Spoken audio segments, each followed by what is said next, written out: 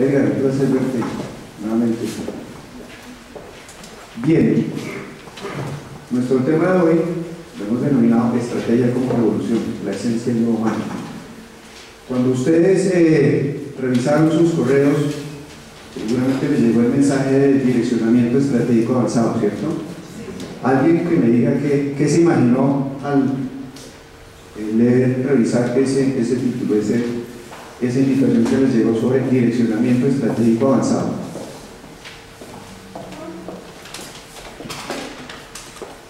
¿Qué nos imaginamos? O sea, cómo optimizar empresas. ¿Cómo optimizar una empresa? ¿Cómo ser visionarios? Bien, muy bien. ¿Qué más? Otra opinión. Una escogencia del mejor camino. Escogencia del mejor camino. Bien, gracias, señor. ¿Cómo alinear las distintas áreas de las organizaciones para enfocarlas a lo que debe ser? ¿Cómo alinear las distintas áreas para enfocarlas hacia lo que debe ser? Muy bien. Tener parámetros de diferenciación. Bien. Ahí, de todo lo que ustedes han dicho, muchísimas gracias, esencialmente tiene que ver con eso. Nosotros nos hemos acostumbrado muchísimo a escuchar el término planeación estratégica, ¿verdad? Ese es el lugar común que creo que todos en nuestras organizaciones, en nuestras compañías y en nuestro modelo educacional hemos tenido, por lo menos en los últimos 60 años, el tema de la planeación estratégica. La propuesta que les traemos el día de hoy en una corta charla de una hora aproximadamente es romper un poco con ese paradigma de la planeación estratégica, ¿cierto? Cambiar probablemente algunos conceptos de lo que tradicionalmente teníamos, no porque sí, sino por el beneficio que nos va a traer para nuestras organizaciones en el mundo de hoy, no en el mundo de las empresas de hace 60 años. Vamos a tratar de dar un paso por estos tres temas. ¿Cuál es el origen de todo este asunto del direccionamiento estratégico? Que gracias a esta charla lo vamos a denominar también pensamiento estratégico o de estrategia de innovación. Adoptémoslos como expresiones símiles. Todo lo que tiene que ver con estrategia no es planeación estratégica, digamos, ese es como el corazón de esta charla, que nosotros, y desde nuestra práctica empresarial y ya también, por supuesto, desde algunas prácticas académicas modernas, ya no deberíamos hablar tanto de planeación estratégica cuando queremos hablar de estrategia. Eso no quiere decir que la planeación no exista, pero como decía Minsberg, hablar de planeación estratégica es un oxímoron, es decir, hablar de cosas que se contraponen. ¿Bien? Y tercero, ¿qué pasa si no se diseña el negocio con estrategia? Algo que ustedes decían, la alineación, el foco, hacer lo que se debe hacer. Estos son como los tres criterios fundamentales o conceptos que estaríamos de alguna manera mirando en diálogo. ¿Quiénes somos nosotros? Para presentarnos formalmente, aquí está conmigo Claudia Rosas. Claudia Rosas es la gerente de cuidado del cliente en nuestra compañía, que se responsabiliza de todos los asuntos de tipo comercial y marketing en la organización. Nuestro negocio es el prestigio. Nuestro negocio es el prestigio de cada una de sus organizaciones. Porque hoy en día probablemente el activo estratégico más importante de una compañía es el prestigio o reputación. Ese es nuestro negocio en horizontes estratégicos. Nuestro gran diferencial o nuestro uniqueness tiene que ver con la transformación estratégica end-to-end.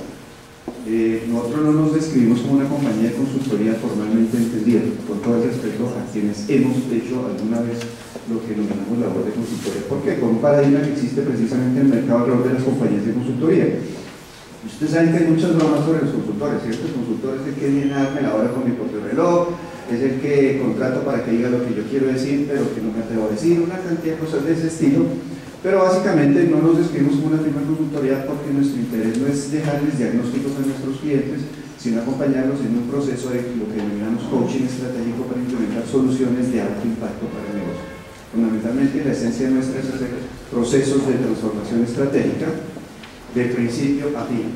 ¿Sí? Hay un proceso de acompañamiento y de coaching estratégico en eso, en donde mezclamos algunas palancas de valor que son estrategia, innovación y transformación cultural. Esos tres son como los pilares que nosotros utilizamos en nuestra organización para el desarrollo de los negocios. Y pilares empresariales, partimos desde la gente, lo hemos puesto a propósito, para nosotros lo importante es la gente. Cualquier desarrollo de negocio, cualquier estrategia, cualquier práctica que tengamos debe partir desde la gente. Durante muchos años se olvidó del tema de la gente, hablábamos de la gente como recurso, de recurso humano. Sin embargo, para nosotros el tema es muy de capital, y desde ahí, si nosotros logramos que la organización en su cultura y en sus personas, como seres humanos profesionales con habilidades y competencias, asimilen y participen del desarrollo de la estrategia, tenemos mucho garantizado el éxito. Cohesión, foco y acción. Para nosotros también la estrategia es acción. No son fórmulas, no son declaraciones escritas, la estrategia debe convertirse en acción. Y nuestra ecuación de éxito de nuestro grupo empresarial, somos un grupo empresarial, como les mencionaba al inicio, y los llamamos horizontes estratégicos. Tenemos 3 unidades estratégicas de negocio: prueba de liderazgo, que es la responsable de todo el tema de direccionamiento estratégico, posicionamiento competitivo, todos los procesos de alineación, gerencia de proyectos, modelos de gestión basados en balance scorecard, todo lo que sea estrategia y gerencia estratégica lo hacemos aquí.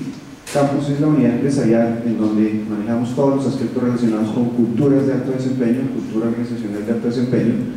Y Experience Makers es una unidad empresarial con la cual manejamos eventos empresariales como un BPO estratégico.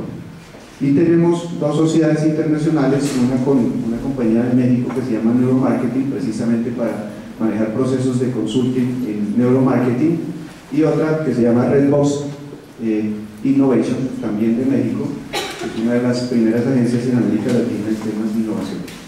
De manera que estas son como nuestras áreas de experiencia, de expertise como firma.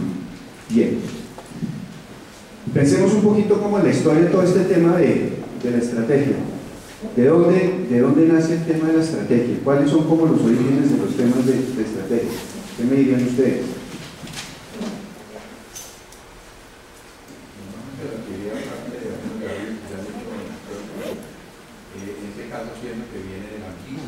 De la milicia. Bien, ustedes han escuchado hablar del general Sun Tzu, ¿cierto? Por ahí en la China, y eso tiene muchos años, ¿no? Más de 2500 años de antigüedad del tema. Y él escribía un libro del arte de la guerra, y obviamente después el tema estratégico fue heredándose al campo de la milicia, exactamente. ¿Qué sucede en los tiempos modernos? Hablemos un poco de la época de la guerra y la posguerra. ¿Cómo era la economía en ese entonces? ¿Qué sucedía en la economía de la guerra y la posguerra? ¿Había gran demanda? ¿Había muchos productos diferenciados como los encontramos el día de hoy? ¿Variedad de productos? ¿Diferenciación en la producción, en los métodos de producción? ¿En qué se concentraba la industria en ese entonces, en la época de la guerra? En los temas militares, ¿cierto? En la época de la guerra la industria se concentraba en los temas militares, la industria del acero, por supuesto, para la producción de armamento, etcétera, etcétera. Desde el punto de vista de las familias y las empresas, ¿qué sucedía en ese entonces? Había una gran zozobra, época de guerra, y por eso es que modernamente muchos de nosotros a veces hablamos de estamos en economía de guerra, porque pues, son tiempos difíciles, ¿cierto? Se refiere a eso. Por lo tanto, la economía de guerra hace referencia a tiempos difíciles. La demanda era muy plana. En las empresas, ¿qué sucedía? En las empresas se empezaba a hablar cuáles eran los temas importantes desde el punto de vista de las empresas. Los costos y la producción, ¿verdad? Porque estábamos, insisto, en economía de guerra. Por lo tanto, era importante, y los empresarios en ese entonces se preocupaban mucho por el control de costos y la optimización de actividades y procesos. Bien, eso tiene que ver es muy predecesor de los temas de Taylor y Fayol que conocemos, ¿verdad? De la mecanización del trabajo, por decirlo de alguna manera. Bien, en ese entonces, ya finalizando la guerra y pasados unos años, empiezan a surgir lo que se llaman algunas escuelas de pensamiento administrativo. Alrededor de 11, 12 escuelas de pensamiento administrativo surgen en ese entonces. Una de ellas, que tiene que ver con lo que hoy en día nosotros llamamos el diseño de la visión y la misión, que tanto hablamos cuando hablamos de planeación estratégica, surgió en ese entonces. Estamos hablando, como les decía, de unos conceptos diseñados hace unos 60 años en una economía de guerra. ¿Por qué razón?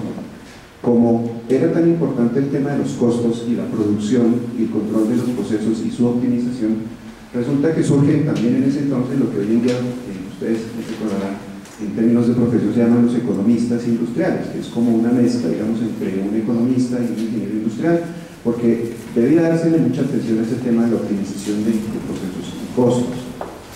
Como ese tema era tan importante y clave para afrontar la economía, por eso se le denominó que era un tema estratégico. Ese es un poco ahí uno de los tips. Segundo, estas personas que hacían, observaban los costos, la producción, lo que había sucedido en los años anteriores y con base en eso lo proyectaban hacia adelante. Viene el concepto de planeadores o planificadores.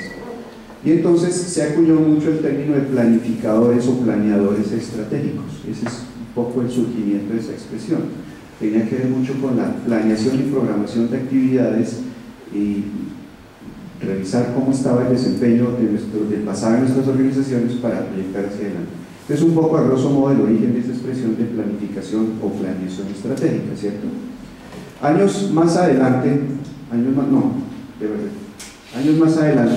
empieza a surgir hacia los años 60, es un poco el auge de ese tema, precisamente la planeación estratégica. En las organizaciones, cuando pasa la guerra, había necesidad de darle a la gente un sentido un poquito más de ilusión. ¿Qué pasa? Salíamos de una época muy difícil, de una situación económica compleja, las organizaciones se habían centrado solo en el tema de la producción de armamento. Después surge el tema que ustedes recuerdan, el tema de Ford, cuando ya empiezan a producir un solo modelo de automóvil, el modelo T de Ford, etc. Pero en las organizaciones, desde el punto de vista de grupos humanos, había como mucha zozobra todavía, porque veníamos de la guerra. Era importante darle a la gente un sentido de esperanza, y ese sentido de esperanza de alguna manera se suple con el tema de declarar una visión de una misión. Cuando ustedes revisan una misión de cualquier organización, de fondo tiene un sentido aspiracional y esperanzador, porque en general hoy en día se habla de lo mismo en las misiones y en las misiones. Queremos ser los mejores en tal año, con los mejores recursos, con las mejores operaciones, la mejor tecnología. En fin, hay una fórmula, si se quisiera, para poder escribir o describir una visión y una misión. Eso es lo que sucede en ese entonces. Y se empieza a hablar desde el punto de vista empresarial del auge de la planeación estratégica, y tengamos en cuenta que es desde ese concepto que les estamos mencionando. Y viene otro concepto que se llama el incrementalismo. El incrementalismo tiene que ver con ¿qué? Con el hecho de que a nosotros nos enseñaron en nuestros modelos académicos y educacionales el tema de las optimizaciones de procesos, las optimizaciones de las operaciones, bastante matemático el tema, ¿cierto? Ir mejorando poquito a poco el tema, y de ahí surgen otros conceptos como el de mejoramiento continuo. En los años 60 y posteriores surge todo el tema de la calidad, todo el auge de la calidad, el Total Quality Management, el TQM, y todos los expertos que salen en el tema de calidad. Un poquito más adelante Michael Porter y otros empiezan a plantear lo de la cadena de valor, y mucho todavía centrarse en la eficiencia del modelo de negocio. Pensemos un poco, estamos llegando hacia los 90, ¿cómo es el mercado? ¿Cómo somos nosotros? ¿Cómo nos comportamos nosotros? ¿El comportamiento del consumidor es lineal o no es lineal?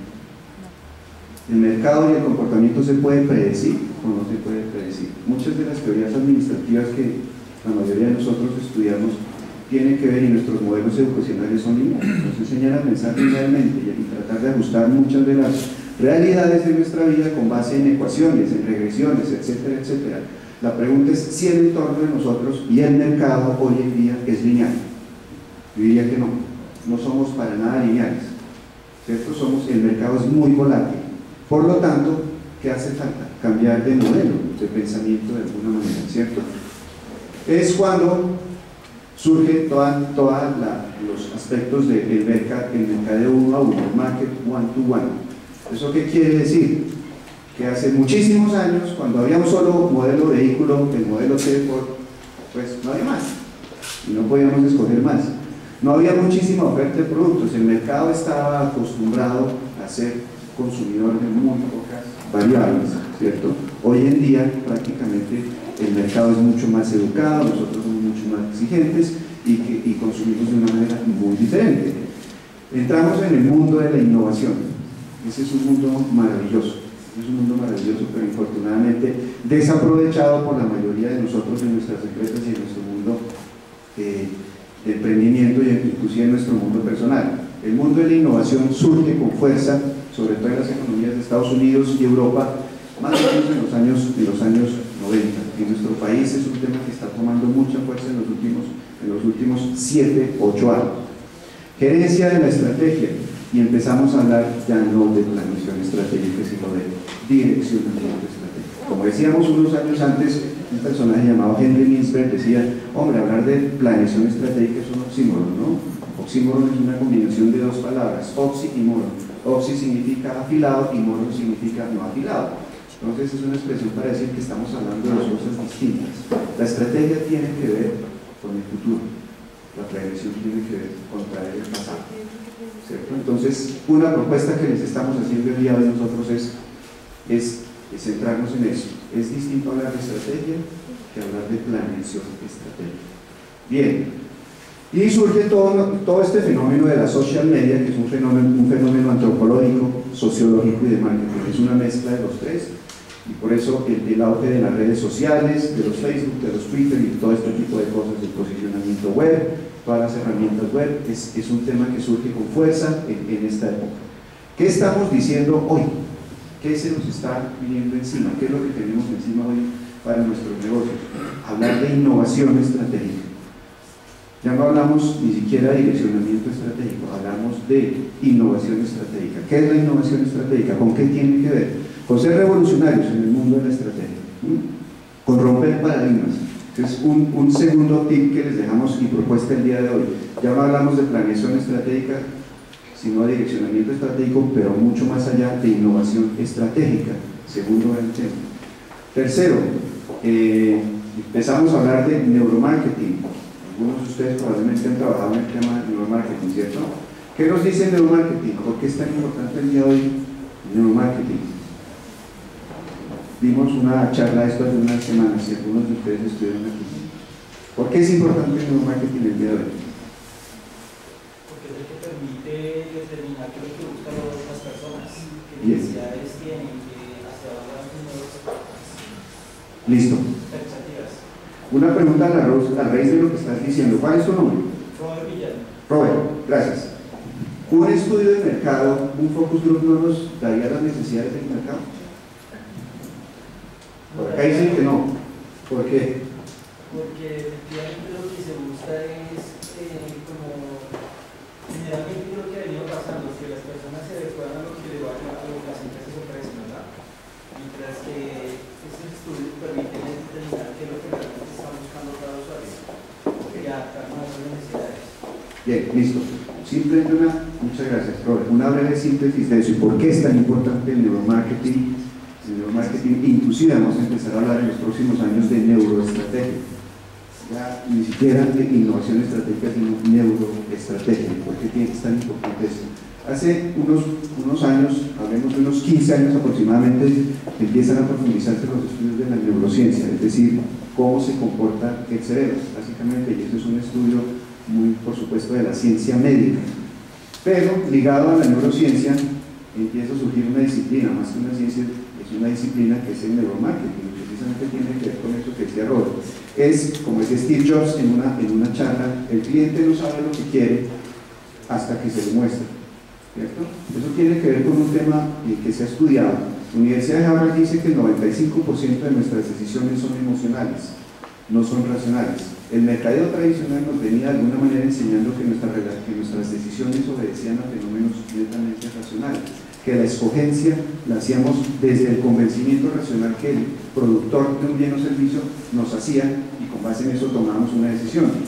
Resulta que, y por eso la pregunta de los focus group y los estudios de mercado, no es que estemos en contra de eso, sino que los estudios científicos han mostrado que cuando nos hacen una encuesta de mercado o vamos a un focus group, la tendencia en un 80% es que cada uno de nosotros trata de responder lo que creemos que quiere el encuestador o el dueño del focus group que quiere que respondamos, lo que creemos que es inteligente y lo que racionalmente creemos que es bueno, ¿cierto? Resulta que cuando con base en eso se toman decisiones de diseño de producto y servicio, se ha demostrado también que hay un altísimo porcentaje de error y de fallo. Por ejemplo, nos preguntamos qué pasó con mi producto y mi servicio, ¿cierto? Le pasó a McDonald's hace muchísimos años, cuando trató de imponer, decíamos en una charla, el tema de la comida mucho más dietética y resulta que el tema no le funcionó, porque hicieron un estudio de ese estilo. Cuando la competencia llamada Burger King y Heart Attack Grill en Estados Unidos lanzaron un concepto llamado indulgencia. Sabemos a qué nos referimos con eso. ¿Qué quiere decir indulgencia? Indulgencia quiere decir amplio, ser favorable a algo, ¿cierto? Pues estas dos empresas, Burger King y Heart Attack Free, diseñaron un concepto en términos de la comida de las hamburguesas llamado la indulgencia. La indulgencia es eso: el cerebro humano tiene una zona que le gusta darse gusto, y por eso es que las hamburguesas, tanto en estas dos empresas, Heart Attack Free y Burger King, tienen los famosos stack, o sea, las capas, la double stacker, la triple stacker, la quadruple stacker, etcétera, etcétera. Tiene que ver con ese concepto de indulgencia. Entonces, con eso tiene que ver mucho el neuromarketing, que nuestras decisiones están muy asociadas a un cerebro que llamamos el cerebro límbico, a una parte del cerebro, una zona del cerebro que se llama el cerebro límbico, y no el cerebro racional.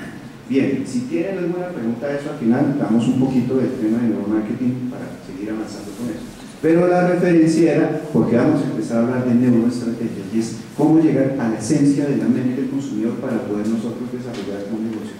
La gran pregunta es, ¿qué es lo que quiere ese consumidor? ¿Cómo me meto en su mente? ¿Sí? Por eso más adelante vamos a decir que hay una frase muy interesante: un buen modelo de negocio empieza entendiendo la mente del consumidor y termina con una buena rentabilidad. Son las dos cosas, creo que, fundamentales que queremos nosotros en nuestros negocios. Entender muy bien qué es lo que está pasando en la mente del consumidor, porque, como decía Robert, qué es lo que quiere el consumidor de verdad, pero de verdad, y como dice Harvard y otros estudios, el 95% de esos quereres del cliente, del consumidor, están allá en ese cerebro emocional y no en el cerebro racional. Bien, de eso hay todo un modelo, hay todo un modelo. ¿Qué diría aquí? Los negocios aburridos, y aquí debajo hay como una frasecita, no, por favor. Los negocios aburridos, quiero dejarles esa frase: los negocios aburridos, y aquí dice, se vuelven invisibles, pues como las letras que están ahí, invisibles. Los negocios aburridos se vuelven invisibles. ¿Qué quiere decir eso? Los negocios aburridos, y en eso nosotros, cuando hacemos nuestros procesos de direccionamiento estratégico, de innovación estratégica y de neuroestrategia con nuestros clientes y asociados, el tema de fondo es que lo primero que les decimos es: permítanos ser irreverentes con ustedes, más respetuosos, son cosas distintas, ¿verdad? La irreverencia es, digámonos, verdades de los insights que nosotros entendemos de su negocio. ¿Qué son insights? Para ustedes, ¿qué son insights? Otra palabra ahí clave, señor. Interiorizaciones, muy bien. Hallazgos que están en el interior de la cultura organizacional, del negocio, de la industria. Pero nosotros trabajamos mucho con ese tipo de cosas. ¿Cuáles son los insights? Precisamente por lo que acabamos de mencionar. Porque lo que decide en últimas es por allá una zona del cerebro que no es la racional. Entonces, ¿cuáles son los insights de nuestro negocio? Y nosotros, cuando hacemos insights, terminamos normalmente siendo un tanto irreverentes con nuestros clientes, pero con mucho respeto. Y esa irreverencia se refiere mucho mejor y más bien al hecho de que decimos una serie de cosas que son verdades, pero que ayudan a generar pensamiento estratégico en nuestros clientes y no pensamiento lineal. ¿Sí? El pensamiento de la planeación estratégica es un pensamiento lineal. El pensamiento de la innovación estratégica o de la neuroestrategia es un pensamiento revolucionario. ¿De dónde están las nuevas oportunidades? ¿Qué hizo el Circo del Sol? El Circo del Sol diseñó un modelo revolucionario basado en innovación estratégica. ¿Qué hizo en casos sencillos que tenemos aquí en el país? Arturo Calle. ¿Por qué no le da salir una competencia fuerte a Decoral, Pepsi and Waters? ¿Qué hay detrás de esos negocios? ¿Qué hay detrás de todo de esos negocios que vemos exitosos y que son únicos y distintos? Señor. Yo creo que el tema de competencia, muchas compañías se refieren erróneamente a que la competencia hay que mirar qué está haciendo y qué puede hacer sobre lo mismo, es lo mejor. Cuando quiere que la competencia me permitiera ser diferencial, cuando yo trabajo sobre la diferenciación, pongo la competencia como ayuda. No me voy en contra de la competencia, sino que me hace es hacer completamente diferente. Pasó con el Circo del Sol. ¿Qué pasó con el Circo del Sol? Ellos no trabajaron lo que era trabajando con los otros, empezaron a ver cosas que la gente quería, las que la gente no quería, y eso fue lo que les trajo el éxito. Listo, muchísimas gracias. ¿Cuál es tu nombre, por favor? Alba, muchísimas gracias. Bien, ese tema que Chan Kim y Mo Borg en el Océano Azul plantean es muy interesante. Es el tema de, eso tiene un fondo que viene de muchos años atrás. Si el tema, en nuestro medio, el tema del libro del Océano Azul, y este es relativamente reciente, cuando uno explora otros autores, el tema viene de por lo menos 20 o 25 años atrás. Hay dos temas gruesos ahí detrás de ese planteamiento. Y es un tema por el que normalmente nosotros iniciamos nuestros procesos, que es el rompimiento de paradigmas. ¿Sí? Paradigmas. De aquí, próximamente vamos a hablar de eso, lo que se llama la parálisis paradigmática. De hecho, esa es una de las grandes barreras que tenemos los empresarios, los emprendedores, los gerentes, los líderes, para cambiar nuestros modelos de negocio. Lo que hizo el Circo del Sol, lo que hizo Apple, Steve Jobs, y lo que han hecho muchísimos, Dell Computer en su momento, Hyundai, Kia, todo ese tipo de empresas, lo que han hecho es romper paradigmas. Detrás de eso siempre hay una ruptura de paradigmas para generar revoluciones en la industria, revoluciones en el mercado. Eso es lo que está sucediendo ahí, ¿cierto? Y hay que llegar a esos niveles, se los aseguro, y detrás de la historia de estas empresas no hay ejercicios de planeación estratégica, segurísimo, hay ejercicios de innovación estratégica, que es una disciplina muy distinta y para nosotros realmente bastante nueva. Entonces nosotros seguimos y vamos a ser muy cansones insistiendo con eso, porque por eso les decíamos que somos irreverentes. Lo primero que invitamos y hacemos un ejercicio que puede durar muchas sesiones de trabajo, y es plantearse dos preguntas muy sencillas. ¿Cuáles son los paradigmas tuyos de tu empresa y cuáles son los paradigmas de la industria? ¿Y cuál es tu negocio? Esas dos preguntas son normalmente, en un 90% según nuestra experiencia, las dos más complejas de responder para un empresario. Cuando sorteamos esas dos preguntas, estamos muy avanzados en el mundo de hacer estrategia. Cuando resolvemos cuáles son los paradigmas, para encontrar después los antiparadigmas, y cuando resolvemos la pregunta de cuál es tu negocio, estamos muy avanzados. Hablaba Álvaro del tema de la competencia, precisamente lo que hizo el Circo del Sol y muchas otras empresas, y por eso se llama el tema del océano azul, ¿cierto? Ustedes saben por qué se llama el océano azul, porque es un poco la contraposición al tema del océano rojo. El océano rojo es donde hay sangre, en donde las empresas lo único que están buscando normalmente cada año es ver a la competencia para ver qué está haciendo e imitarla, y dicen que son innovadores. Eso no es innovación, eso es imitación o ser seguidores, ¿cierto? La gran pregunta para ustedes es: ¿ustedes son seguidores, adaptadores de reglas o son rompedores de reglas? Vamos a hablar un poquito de eso. Las grandes empresas innovadoras y triunfantes en el mundo tienen que ver con ese tipo de cosas, rompen paradigmas y son generadoras de nuevas revoluciones en la industria, ¿sí? Y el cuentico del market share, ver el próximo año qué otro puntico del mercado le roba la competencia, eso la verdad tiene que ver con lo que se hace. El tema no es ese, el tema es cómo encontramos un espacio en donde ni siquiera tengamos competencia. Aunque teóricamente se diga que no es posible, sí es posible.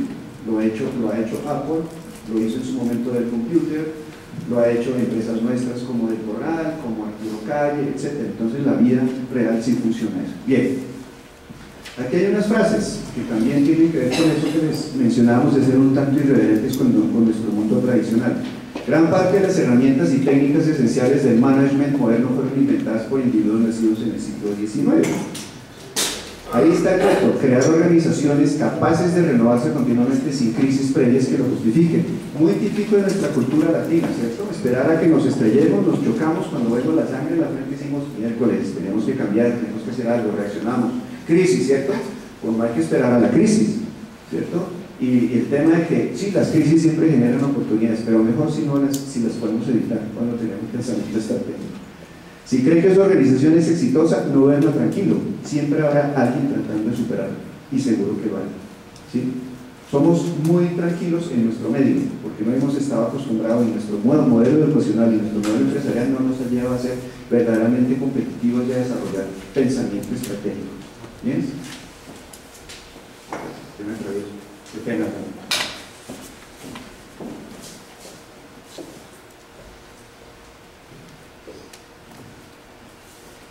Para nosotros estos son como los tres pilares alrededor de hacer estratégico: pensamiento estratégico, innovación y despliegue. ¿Con qué tiene que ver el pensamiento estratégico?